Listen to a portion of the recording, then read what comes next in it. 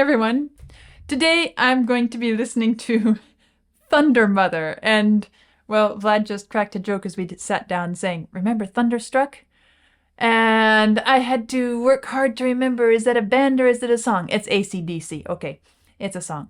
Well, today it's a band, Thundermother. Does that mean it's the mother of thunder? Or does that mean that this mother is really thunder? Let's see what we have to read about it. Thundermother is an all-female heavy rock band from Sweden, founded in 2000. Okay, all-female Thundermother. Really quite appropriate. Founded in 2009. Thundermother achieved remarkable success across Europe and held the distinction of being one of the world's most active touring bands between 2017 and 2021. Well, that's going to be interesting. It's a modern band, something recent. Heavy rock, all female. Let's see how this sounds.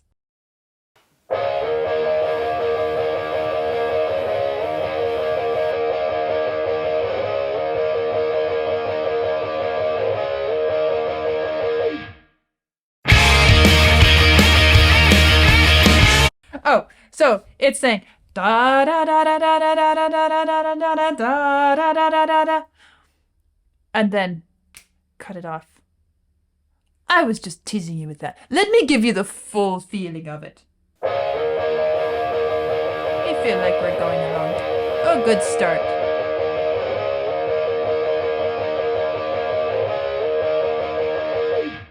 No. Here it is.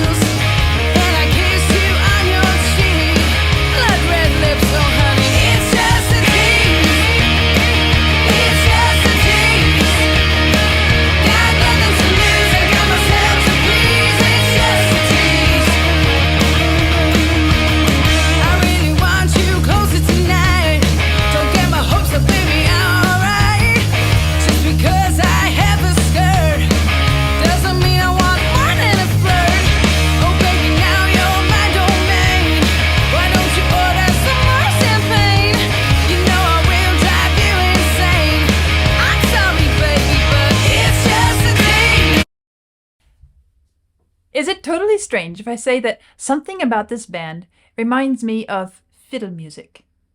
Something incredibly, well, a whole lot lighter. And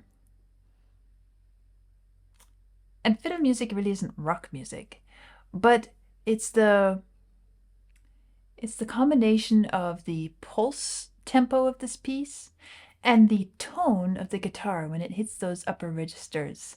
There's something violin-y, not violin in the classical sense, but fiddly sounding about it.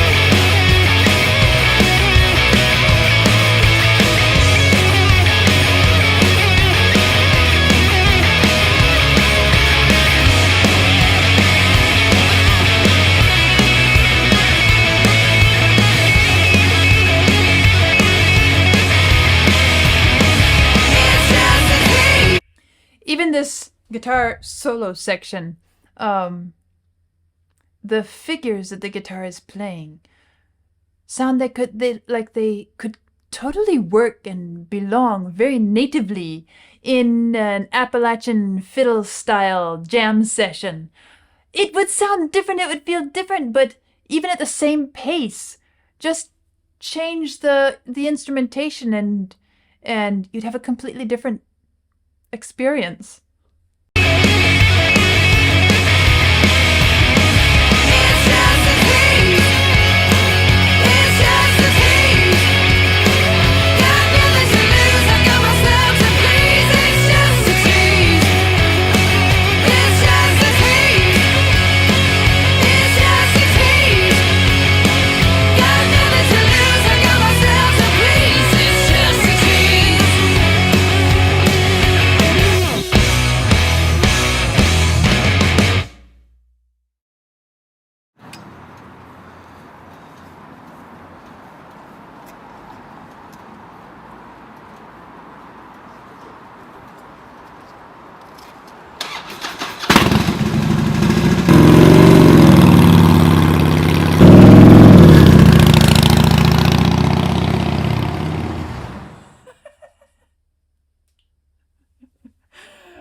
Okay. It's possible that I could be getting this all wrong, but that ending, I had this idea kind of running through my mind as I was listening. That ending suddenly kind of tied it all up for me, wrapped the package, tied it up with a bow. I'm going to say this out loud, and you can all beat me up if I'm way off track or whatever, but this strikes me as a modern, um, I won't say feminist, but the modern liberated woman version of Queen's Killer Queen. The idea that, okay, this is coming from women.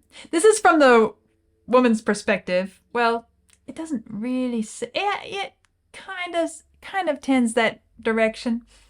And this refrain, I've got nothing to lose. I've got myself to please. In other words, it's not about you. I don't need you, but this is what I want to do, and you know, come on, I'll make you enjoy the ride. Let's go have some fun, and that's how it struck me. And then at the end, with those engines starting up and driving off, I thought, wait a minute, are these?